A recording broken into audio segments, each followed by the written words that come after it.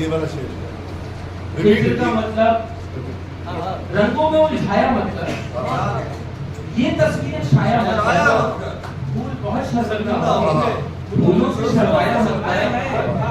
हिजर का मतलब जिनको पता हो, हिजर का मतलब जिनको पता हो, वस्लों में समझाया जाता है।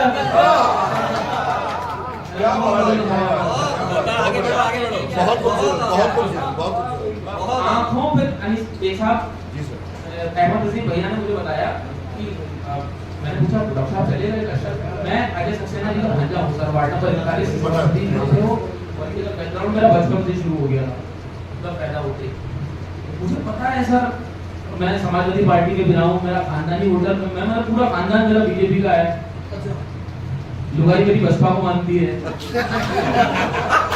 मैं अपने आप में हिंदुस्तान में चलता फिरता है ना, बिना पेमेंट के मुझसे ज्यादा मजा है मुझे स्टेज पे नहीं करवा रहा। लेकिन ये खुशी है कि तुम समाजवादी पार्टी में हो सर मान तो वो भी ना रहा मुझे, बहुत मुमकिन है टिकट यहीं से मिल जाए। अरे मैंने एक विधायक से 70,000 रुपए पेमेंट किया समाजवादी पार्टी के इलेक्शन में, बाहर गाना लिखने का, मैंने लिखूंगा मैं आपकी पार्टी के लिए गाना, अच्छा पेमेंट से कहीं कोई कॉम्प्रोमाइज नहीं करना चाहिए।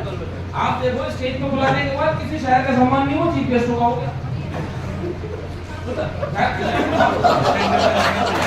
आप लोग हमको इस चीज के आगे बुलाया जाता है, मुजाहरा करके नेताजी का सम्मान भी अपने जाता है, ये हम लोगों की आदत है। हमको मुझे आपकी बात सर अच्छी लगी, आप तो पेमेंट करके गए थे, रुक जा यार बिना पेमेंट के बोल रहा हूँ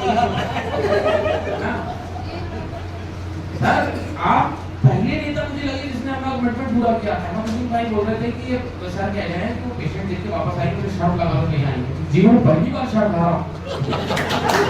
मुझे डाउट था कि आप क्यों नेता हैं, लेकिन नहीं अगर आप नेता नहीं मैं आप एक अच्छे इंसान हूँ।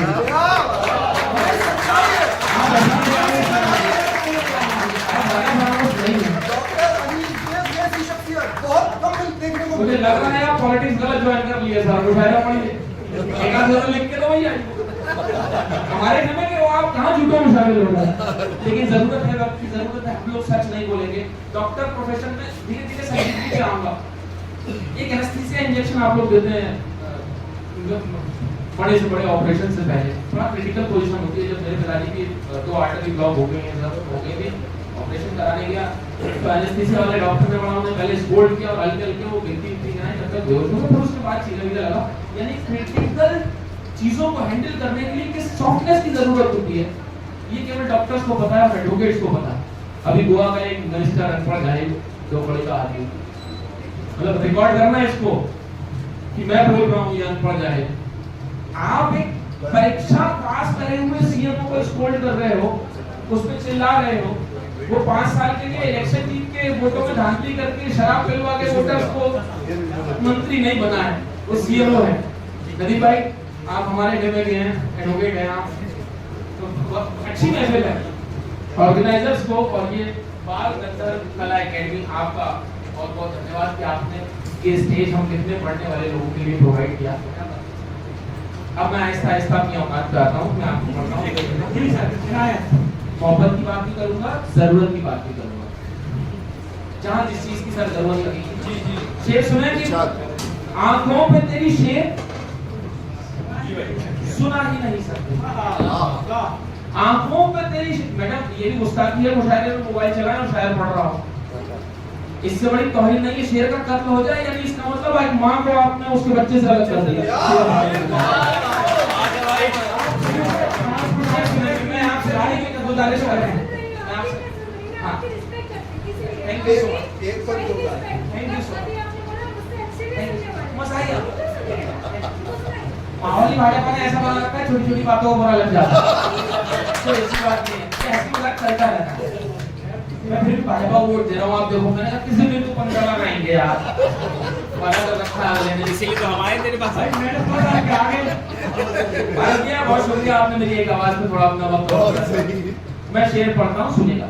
आंखों पे तेरी शेर सुना ही नहीं सकते, हम वक्त की तस्वीर बना ही नहीं सकते, आंखों पे तेरी शेर सुना ही नहीं सकते, हम वक्त की तस्वीर बना ही नहीं सकते, वो फूल हो तो चूम लो उस फूल को, मगर खुशबू को आप हाथ लगा ही नहीं सकते।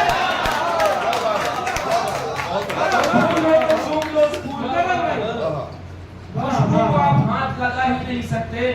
दीदी सुख ये है कि सुख में है बराबर के सब शरीक, सुख ये है कि सुख में है बराबर के सब शरीक, दुख ये है कि दुख तुझको पता भी नहीं, आंखों का दृश्य सुना ही नहीं सकते।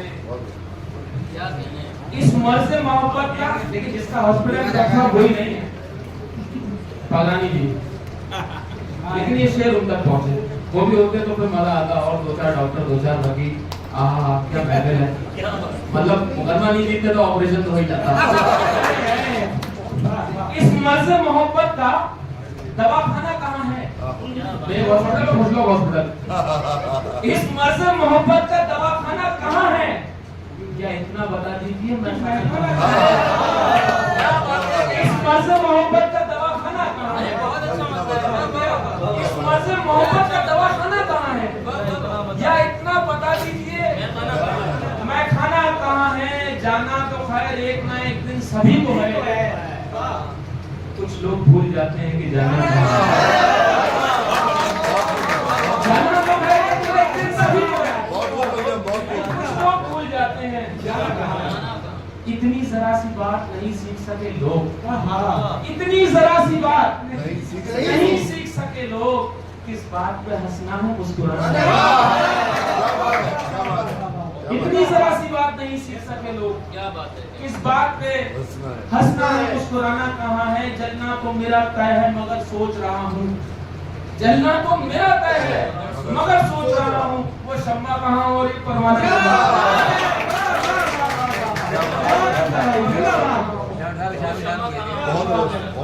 और ये परवाना कहाँ है? मायूस तो दुनिया से नहीं लौटने वाला, मायूस तो दुनिया से नहीं लौटने वाला, वैसे भी यहाँ रोज रोज आना कहाँ है?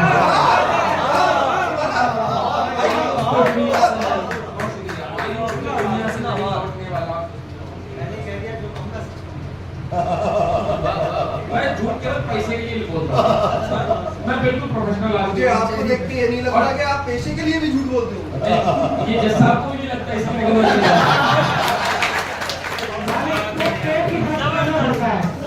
झूठ मेरा नहीं होता, वो झूठ किसी का होता है। हमें सिर्फ इतना बताना होता है कि भाई झूठ बोलने की वजह क्या, फैसला जो कुछ भी हो मंजूर होना चाहिए, जब हो जाए इसको भरपूर। जैसे ही प्यास की लज्जत का सबब जान लिया, जैसे ही प्यास की लज्जत का सबब जान लिया, डूबने वाले ने दरिया का कहा मान लिया। डूबने वाले ने दरिया का कहा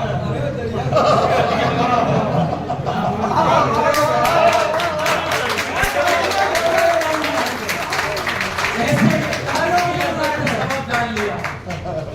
जैसे ही शायरी पढ़ता हूँ, पता है ज्यादा तवज्जो डाल मारते हैं, मैं इंजन हूँ आप वाला इतना बढ़िया डालोगे मैं कोई बात नहीं है, मालिक आपसे मोहब्बत है क्या करें ऑल टाइम बहुत शुक्रिया और लोग पढ़ने वाले हैं, मैं जल्दी 2-3 से पढ़ लिया। हाँ वो भी सुनाऊंगा मेरे साथ को जो बहुत प्रिय। जैसे ही प्यास की लज्जत का सबब जान लिया, डूबने वाले ने दरिया का कहा मान लिया। फिर एक रोज मेरी तुमसे मुलाकात हुई और उसी रोज मैंने दिल का कहा मान लिया। फिर एक रोज मेरी तुमसे मुलाकात हुई और उसी रोज मैंने दिल का कहा मान लिया। शेर देखेगा कि कोई दुआ कोई सलाम नहीं लेना है, कोई दुआ कोई सलाम नहीं लेना है, हमें हक चाहिए इनाम नहीं लेना है। कोई दुआ कोई सलाम नहीं लेना है, हमें हक चाहिए इनाम नहीं लेना है। महज तस्वीर को जी भर के देख ले उनकी। शेर मोहब्बत करने वाले लोग बैठे हुए शेर कहते हैं कोई दुआ कोई सलाम नहीं लेना है, हमें हक चाहिए इनाम नहीं लेना है। महज तस्वीर को जी भर के देख ले उनकी, तेरे आंखों से कोई काम नहीं लेना है।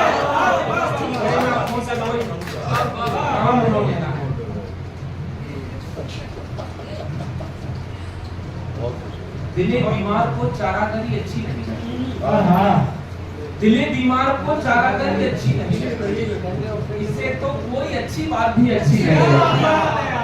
दिले बीमार को अब चारागरी अच्छी नहीं लगती, तो कोई अच्छी बात इसे तो कोई अच्छी बात भी अच्छी नहीं लगती। तुम्हारे साथ इतना खूबसूरत वक्त गुजरा है, तुम्हारे साथ इतना खूबसूरत वक्त गुजरा है, तुम्हारे पास हाथों में घड़ी अच्छी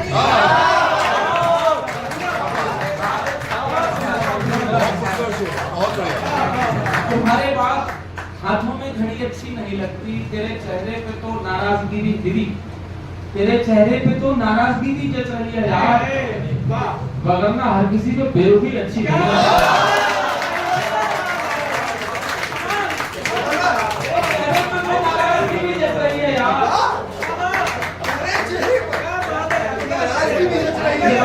मेरी बहन के लिए था वो, मेरे चेहरे हम भाई बहन के घर में मेरी एक बहन है, मैं उससे ऐसी थोड़ा सा, अरे मेरे पढ़ने के बाद बोल देना प्लीज। ये प्रोफेशनलिज्म नहीं है कि आप किसी को फन में टारगेट करें। I think you don't have attended any single मुशायरा और तकरीर in last few years. I can also talk in English, थोड़ी बहुत मैं पढ़ा लिखा हूँ, लेकिन मुशायरों में एक लफ्ज है मजा, मजाहिया, उसको मजा मत कीजिएगा, यही है एक नुक्ते का फर्क हो जाता है। मजाहिया चीजें कई बार ना इन महफिलों में दिमाग को एक बक्से में बंद करके उसमें ताला लगा के किसी दरिया गोमती में या दरिया गंगा में फेंक के आना चाहिए। यहाँ पर सिर्फ दिल वाले लोग बैठे हैं, यहाँ सब बड़े लोग हैं, अच्छे लोग हैं, अच्छे सुनने वाले लोग हैं। Acceptance is more important then expression.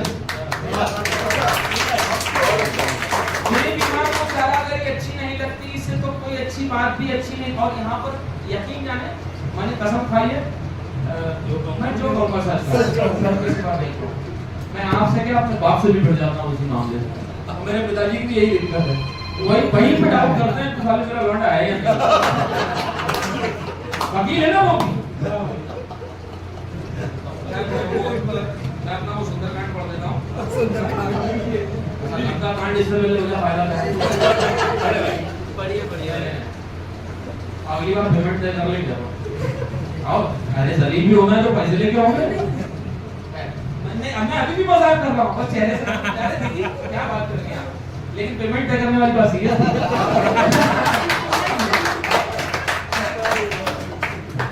ये सब चीजें चलती रहती हैं, वक्त का खाना पाना चलता रहता है।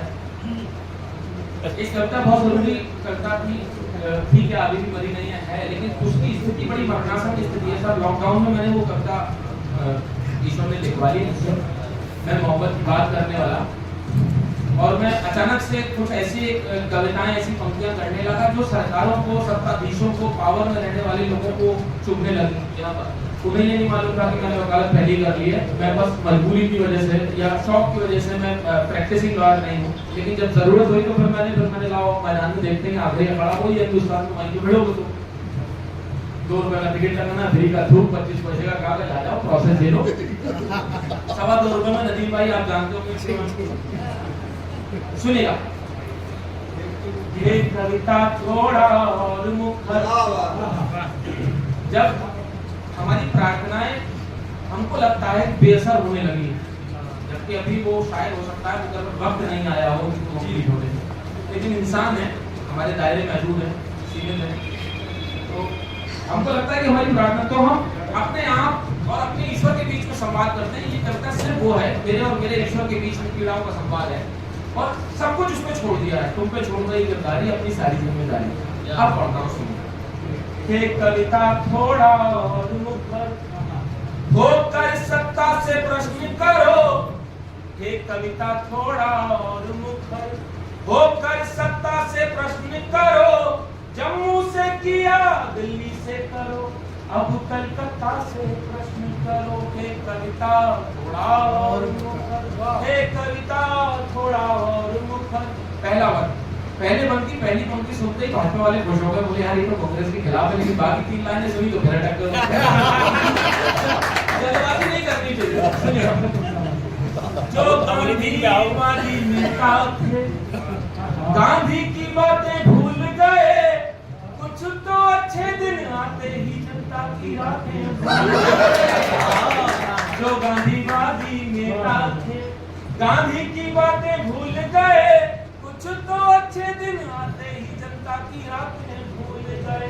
जिसने पहुंचाया राजमहल हम गाँव की पगडंडी ने जिसको पहुंचाया राजमहल, हम गाँव की पगडंडी ने वो ऊंचे महलों में जाकर बुनियादी बातें, वो ऊंचे महलों में जाकर बुनियादी बातें भूल गए।